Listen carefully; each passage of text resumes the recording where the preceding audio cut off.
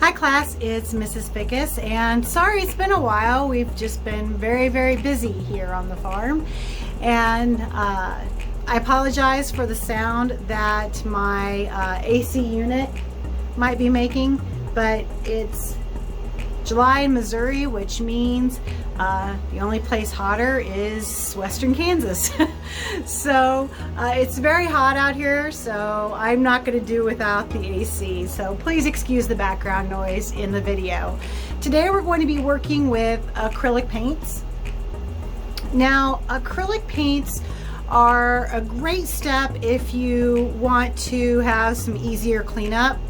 They will stain your clothing, so if you do get acrylic paints on your clothing, if you have to get to it right away while it's still wet. Once the paint dries, it works its way into the fibers of the cloth and you won't be able to get it out. So you'll want to have some sort of smock on. An old shirt works fabulous. If you have an old shirt from someone in your family, a button-up shirt of your dad's or your grandpa's or something like that, or you can slip on an old t-shirt over your clothes. It's very helpful to protect your clothing.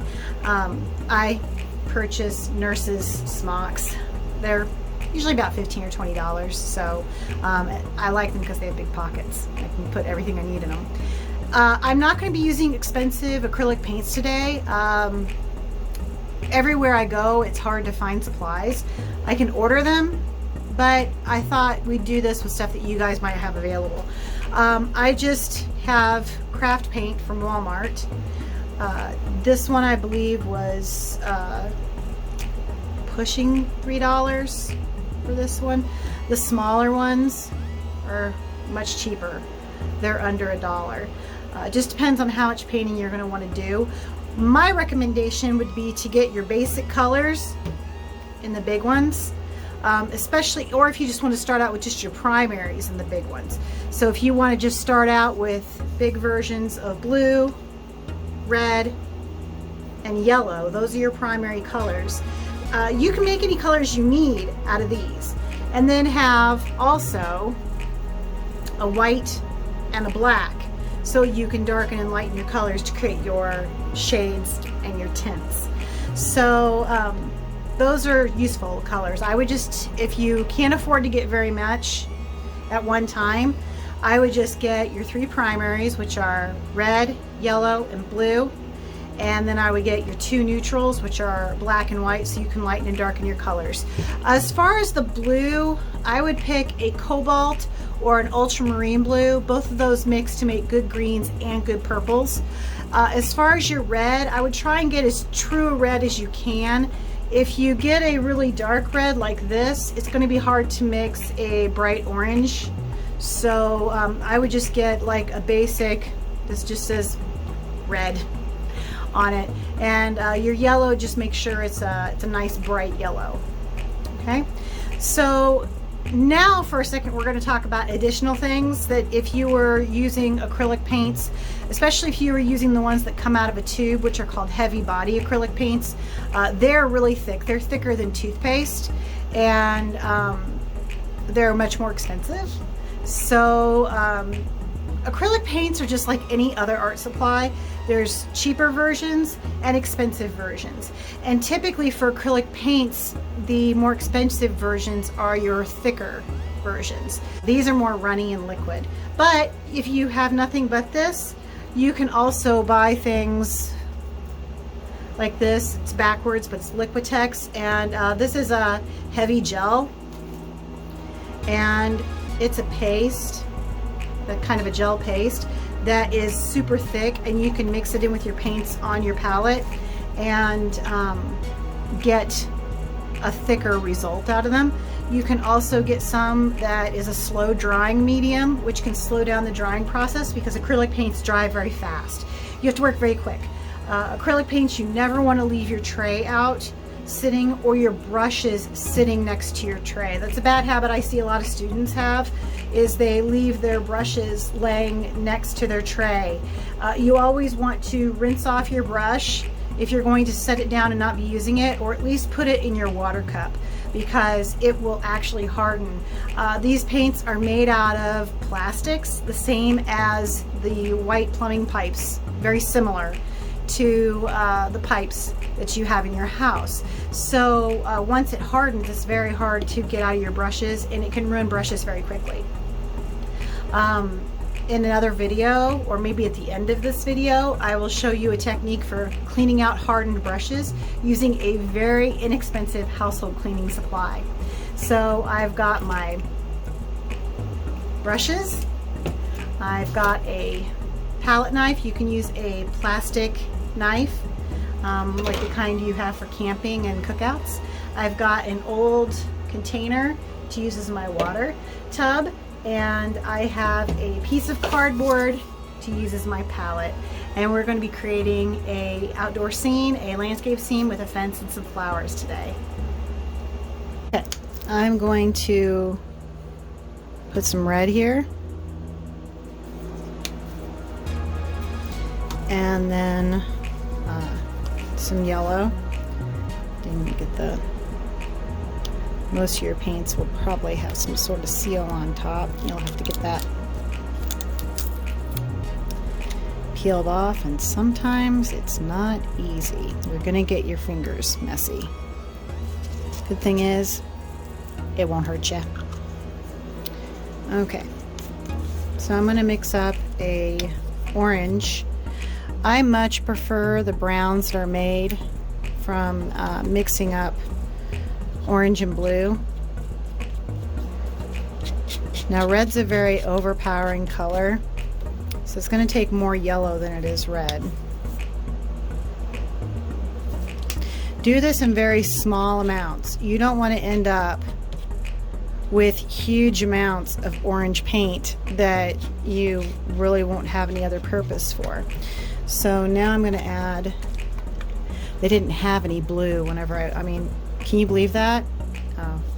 Walmart not having any blue paint. But I have about 4 Walmarts that I could go to. They're all within 30 minutes because, you know, we live out in the country. I went to one that I guess isn't getting very well stocked.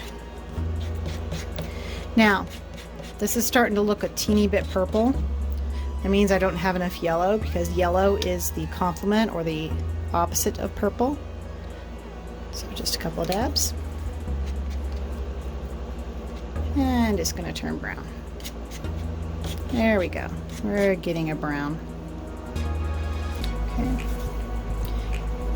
Paper towel. Wipe off that. I'm going to use this brown to sketch my idea in with, and I'm just going to grab a dagger brush. I'm going to wet my brush. Don't ever tap your brush on the edge of the thing. I see kids do that all the time.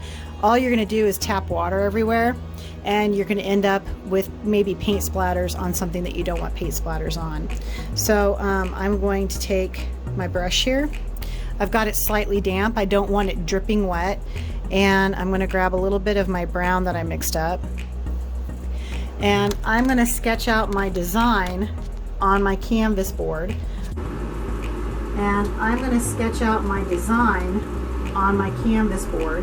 I have canvas board. You can see how thin in profile it is. It's a cheaper version, so if you are trying to do something and you're practicing it for the first time, canvas boards are a really good idea. I have my reference image right here, and the first thing I'm going to do is I'm just going to sketch on. You could do this in paint or you could do this in pencil. I've got canvas board right here. Here in a little bit, while I'm painting, I'll talk about the advantage of a canvas board or the disadvantages of a canvas board. We'll just talk about it. I want to let myself know where my separation of my ground and my sky is. So I've got some ground kind of right here with some bushes right here, and then I've got part of my fence, another post, another one way off here. Here's another one much closer. I'm not going to worry about the cross pieces, and then I've got a tree thing right here. Literally, that's all you need. The main thing that's important is knowing where your ground and your sky meet. That's called your horizon line. You want to avoid putting that in the center. You want it to be below center or above center, depending on whether you're going to be focusing more on ground or more on sky. Now we're going to transfer to a bigger brush. So I've got a larger brush here, and I'm going to mix up my sky.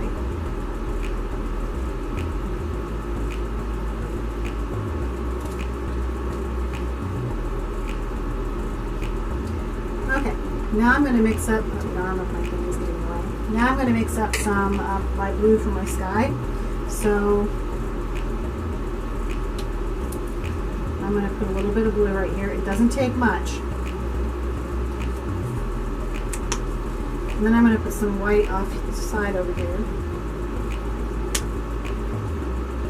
And I'm going to grab some white, bring it over here by my blue, and then just barely touch the edge of my blue. I don't want to contaminate my paint over here because I might need that white to lighten up another color. And I'm just going to put little bits of blue. And now I'm just going to go through and I'm going to coat up my sky with my blue. And it's okay if, and I'm going to go right over where my tree was going to be, because whenever I have my foliage on my tree, there's going to be gaps and holes where you can see through the tree to the sky.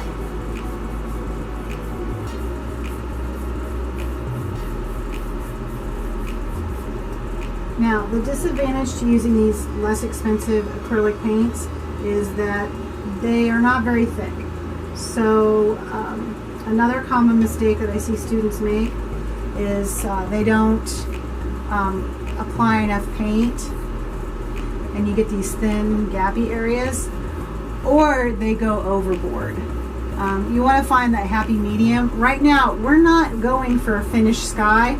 We're just going for blue area that is no longer the white of my canvas board. And it's okay if the blues change in color, because the sky is not usually one solid color of blue. I mean, you have super clear hot days, but for the most part it's going to be varying tints of blue all the way through. Okay, and we're going to speed this up. Okay, now I'm going to mix up, the arm of my thing is getting in the way. Now I'm going to mix up some of my blue from my sky. So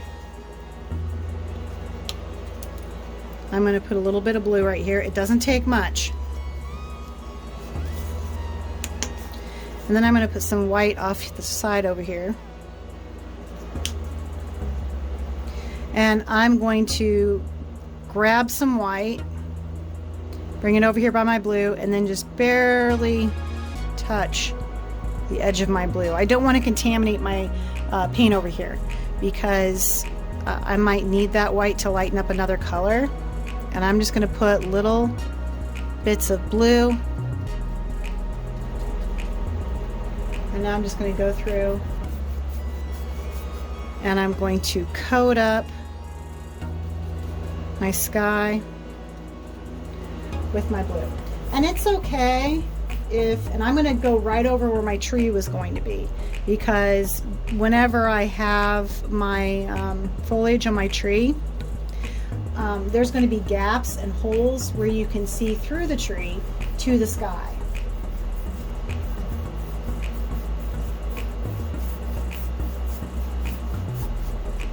Now, the disadvantage to using these less expensive acrylic paints is that they are not very thick.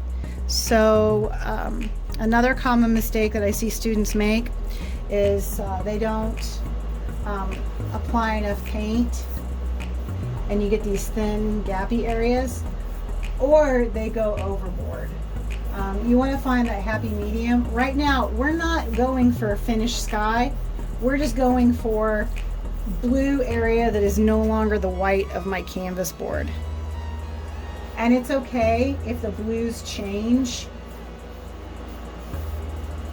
in color, because the sky is not usually one solid color of blue. I mean, you have super clear hot days, but for the most part it's going to be varying tints of blue all the way through. Okay, and we're going to speed this up.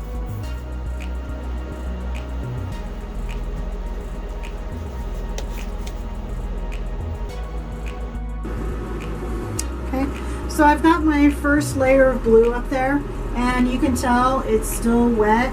You can probably see the shine. I've mixed up a lighter version of my blue, and I'm going to go through here. See, sometimes you get those little blobs where your paint might be drying on your palette. And I'm just going through and I'm trying to kind of make some variations in the sky where possibly clouds could go.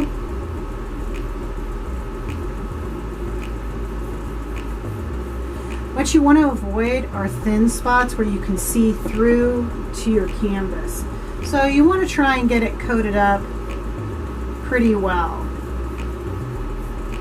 Okay, now I've got kind of an impressionist area. There we go. I'll try using a little bit thicker. I'm just kind of dabbing it on there and then going back and forth, kind of in back and forth X's. And this is just to give the impression of a cloud. We're not going for like super big fluffy clouds. We're just going for, you know, a hot day, a few wisps, which we'll define more later, but that's how you would treat that. I'm going to hit my painting with a hairdryer real quick.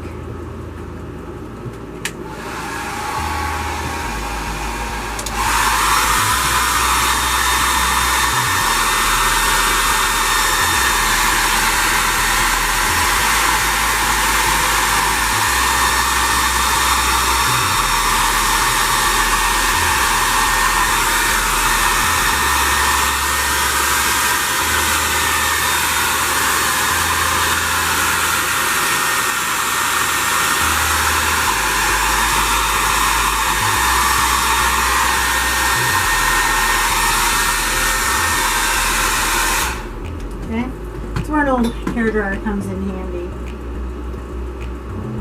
I'm going to kind of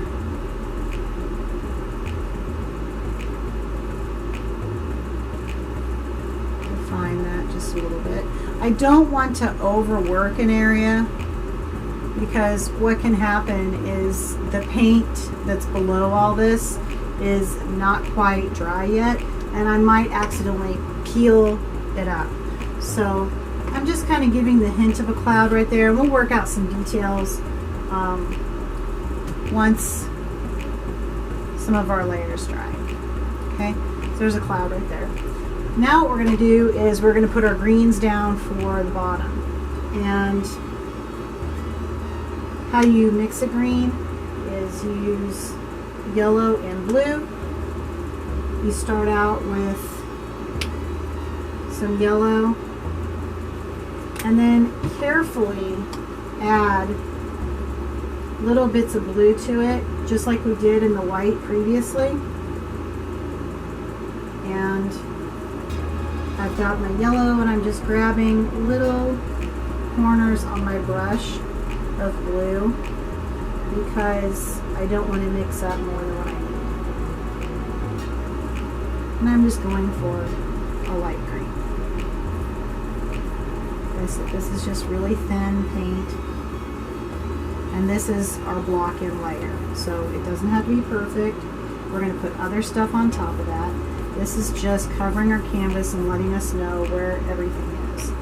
And it's okay if your greens kind of change as you go.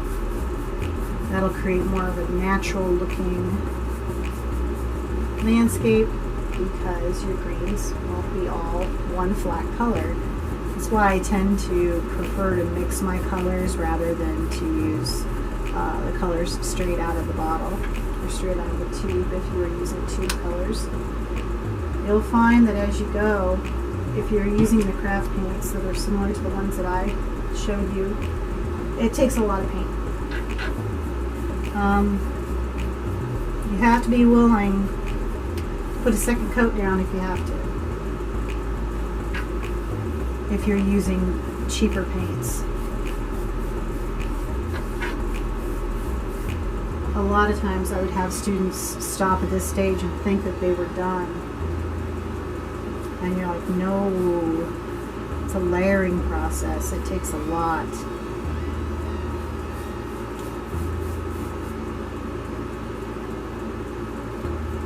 Which is why probably if you did the math and you were looking at how much paint you actually had to apply using a cheaper version versus how much paint you had to apply using a thicker version, I bet the cheaper version is probably not that much cheaper. Okay? Now we're going to create our tree that we've got going right here. I'm going to pull up my reference so I can get a good look at that.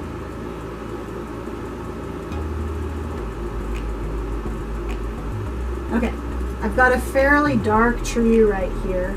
My light source has the sun coming from over here and hitting things here. So I'm going to start out by tapping in a really dark green. And to do that, I'm going to add a little bit of black to my green to darken it. I could also add brown if I wanted to. Do brown. But I think I'm just going to go with adding green. Seals are really hard to get off these bottles. Should have been prepared and had that done. But I didn't. So I'm going to put some green down.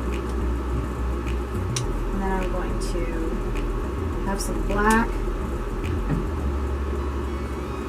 Okay, I'm going to take my green and my black and I'm going to make it really dark. Make my green really dark. And I've got some paint on my brush, but it's not dripping. And I'm going to turn it kind of sideways where I'm just using the edge of it. And I'm just going to tap in. I'm going to leave some holes. It doesn't have to be full coverage. I'm turning my brush. I'm just using the tip of my brush to tap in the clumps.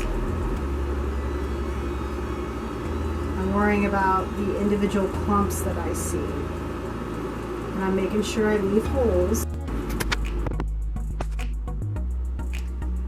Okay, sadness to report.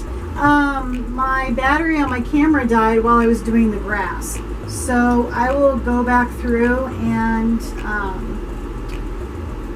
explain how the grass is done, and luckily it's not finished, so that'll give us a little bit more time to talk about it. So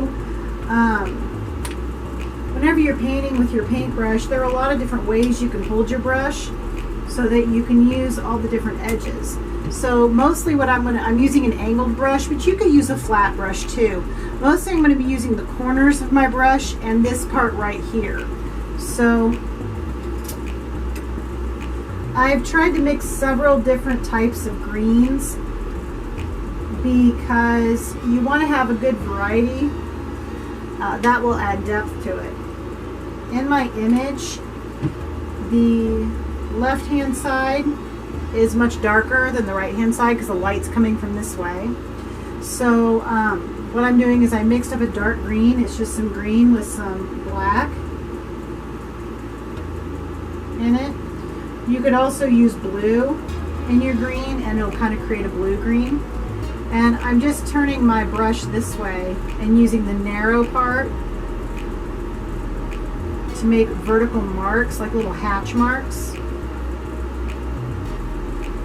Then you can take a dry brush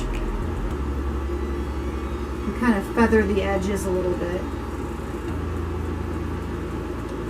And you just do that in layers. And it's perfectly fine for your colors to change.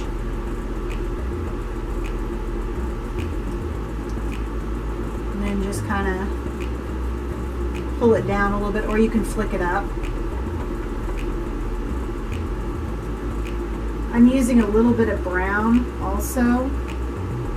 That can make it look like there's some dry grass. I'm going to put a little bit right here because that's where my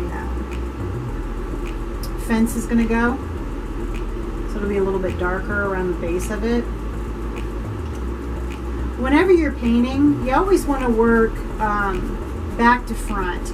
A lot of mistakes that people make early on in paintings, especially landscape paintings, is they have like a great tree or a great little creek or river that they want to do, and they go to that immediately because they're so excited about it, and then they end up realizing that they're going to have to paint around a whole lot of things. Like for example, if I hadn't done the sky first, if I'd done this tree first, I'd end up having to paint little blue holes in. Or if I did all the branches on my tree, if like I had a dead kind of winter or late fall tree, I would have to, this is going to be a hill, so I'm just going to do this solid. If I did it that way and did the tree first, I would have to paint my tree branch, paint around all my tree branches just to get all the sky in there. So I'm going to make a little kind of bush right there. Tapping in kind of like I did the tree.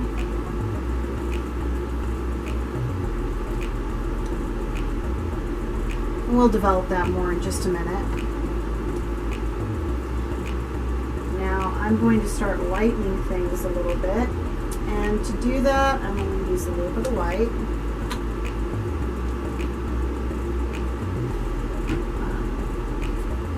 If you're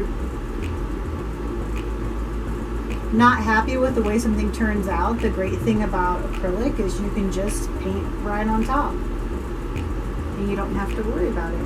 The mistakes are very easy to fix with acrylic paints. You can do the same thing with oils, but with oils you always have to wait for things to dry. So if you make a mistake, you might have to wait quite a while for that section to dry before you can fix your mistake.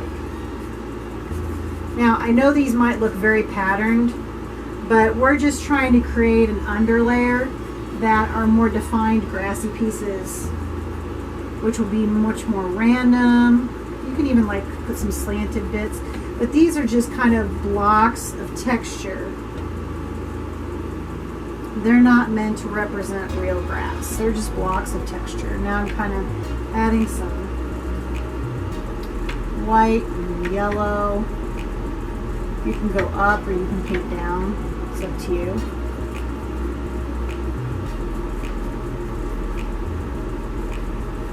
And it's a little bit lighter over here. I'm going to put a little bit of lightness on this hill because this hill is also made of grass. But I'm going side to side because this grass is so far away that we really don't see any clumps or blades of it.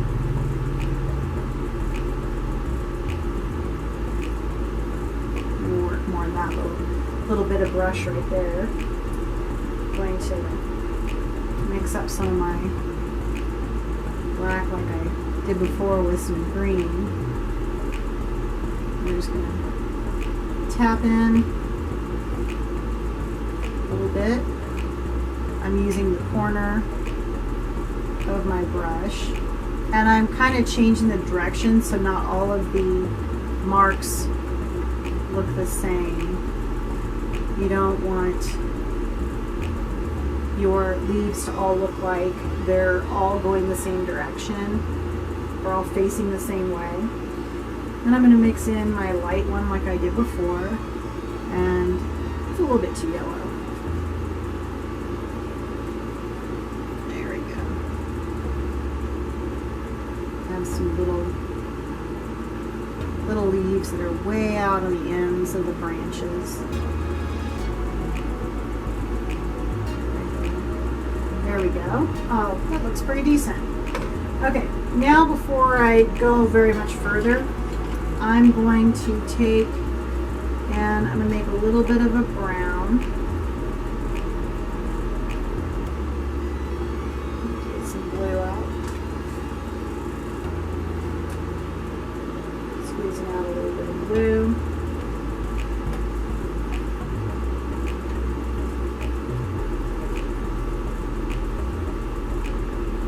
And a little bit of red.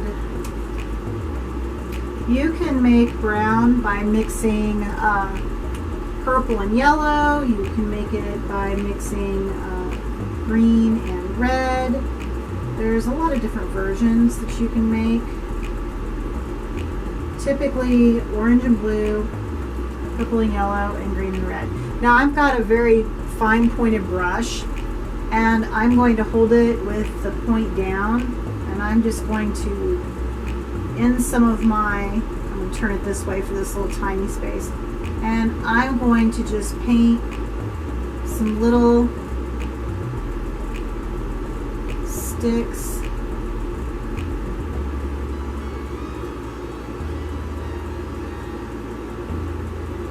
in my more tightly packed areas closer to the base. I'm going to put a few more. And this is where I'm going to create my illusion of some branches. If my brush gets a little dry, just kind of dab it in the water a little bit. I'm always trying to be aware of how much water is on the tip of my brush, because you don't want to plant your brush and then have it all of a sudden start running everywhere. So I'm working with my paint fluid but not dripping wet. And then I'm just going to put, I don't want to overdo it because we're still going to put other things on top of this. Now we've done the block-in stage. This is the initial color layout stage. Now we're starting to move towards the detail stage. And now we're doing the stuff that is in the very front that's going to go on top of all this stuff. So now is when we're coming to our fence that we're going to create. And I'm going to, let's see here, what size brush do I want to use?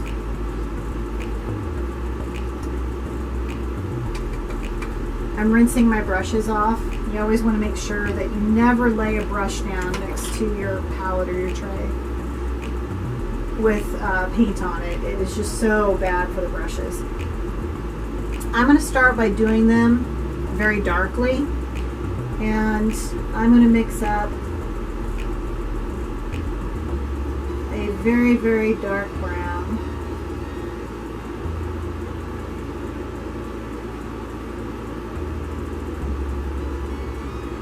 Some brown with a little bit of black in it. We're going to go through and add details to it. And I'm using kind of a smaller brush. And my fence is going to be kind of leaning, and it's going to go back at an angle, so my posts are going to be smaller here and larger here. So I'm going to put my first, and it's an old wooden fence. You might not be able to see it against all the green, but we're starting dark. And I'm using about 2 swipes with my brush. I'm like going 1, 2, and working to the width that I want it to be. Okay.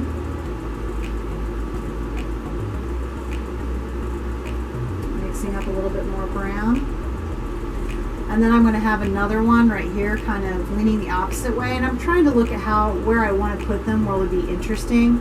I think I want to break this area up here. And we're just kind of making skinny rectangles. Okay. It's nothing super fancy. Mixing up a little bit more brown again. And I'm going to scoot it, and the next one I'm going to put a little bit more straight.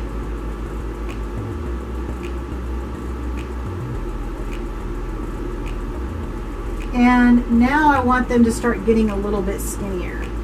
And they're going to be shorter because they're kind of going back up the hill. So that one's more narrow than those.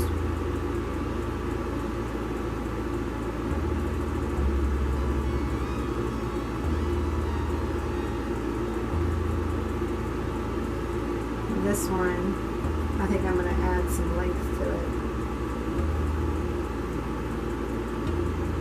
just so that it looks like it's closer to us.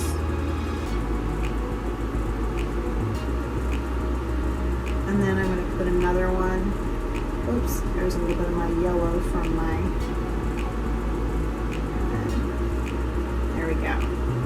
And it's okay if they look a little bit rough. It's a wooden fence, so and it's old, so they're not going to be perfect.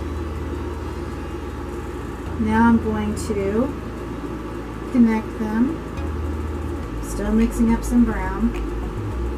You could mix up like a whole bunch of brown, but at the same time, you're going to run into the problem of that puddle of brown that you make is going to dry while you're trying to paint all this. So I kind of mix as I go. And once you get used to mixing colors, it becomes less difficult to match, and it gets a little easier. If your paint doesn't flow or isn't fluid, just add a little bit more water, but do it in small amounts. You don't want to overdo using your water.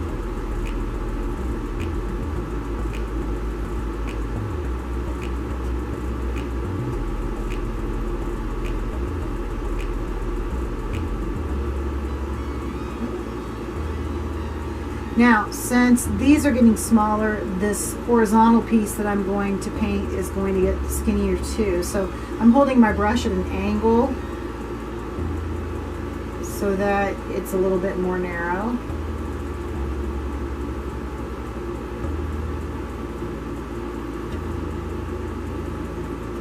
Have this one look like it's falling down.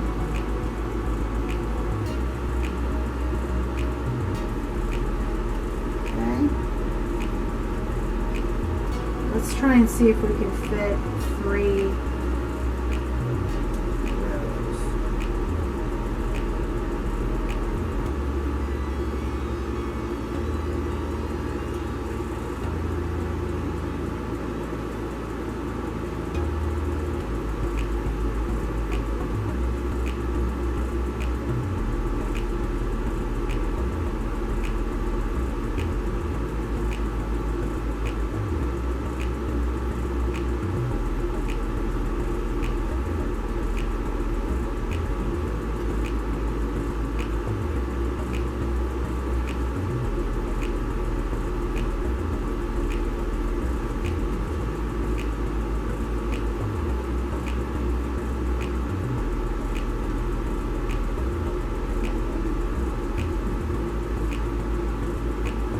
One more along the bottom.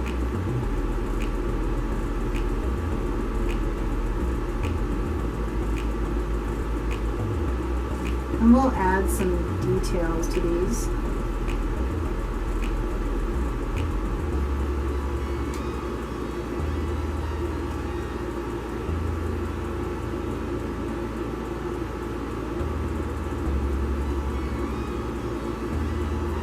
And there we go. There's our fence. Okay, and now I'm going to mix up some lighter browns, and we're going to make a little bit of a highlight, kind of a jagged highlight on the sides of our posts.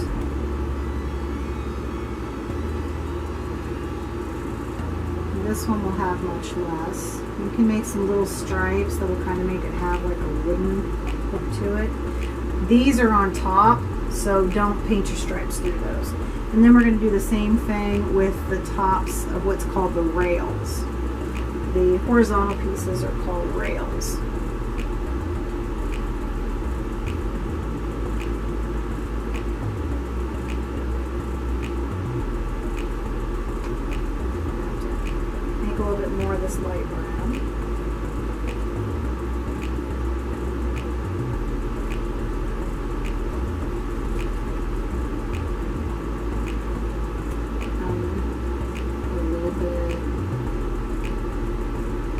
and your brush stroke can be kind of patchy and stuttered. You can kind of tap it on so the line has a wave, it's uneven, like that.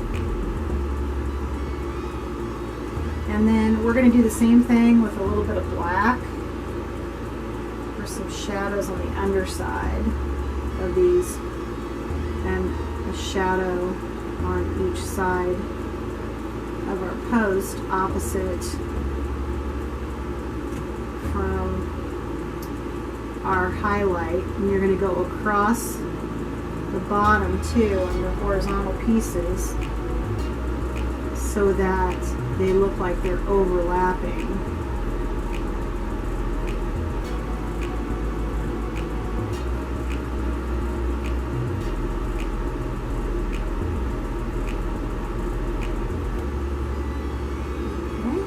Notice we're not, you know, getting super detailed. It's the impression of the light and dark variety going on that will kind of make a 3D appearance.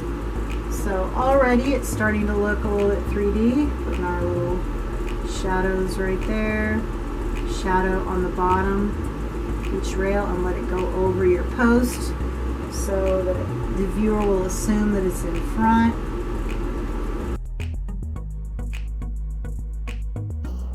Okay, so to create the little blue flowers, all you need to do is just take a small brush and start like that, and then flick it around. I used a yellow for the center of the flowers. Whenever you use yellow, more than likely you're going to have to add white to it. It tends to be a very transparent color. Then I added some lighter green and stems and leaves over here, and then I added a few dark green ones over here. So good luck with your painting. I'm just going to briefly talk about Murphy's Oil Soap. I'm running low, so I can't really show you, but you can get it at Dollar General. You can get it at Target, at Walmart. It's very inexpensive, and it's really great for washing brushes with oil paints or with acrylic paints. And it comes in a really large bottle. This one is 32 ounces, I believe. And what you do is you can put your brushes right into it, and they can soak overnight. And then even if they're stiff, you can eventually get all of the old paint washed out of them. So it's an excellent resource. It is natural, it's biodegradable, and it actually has a nice lemony scent.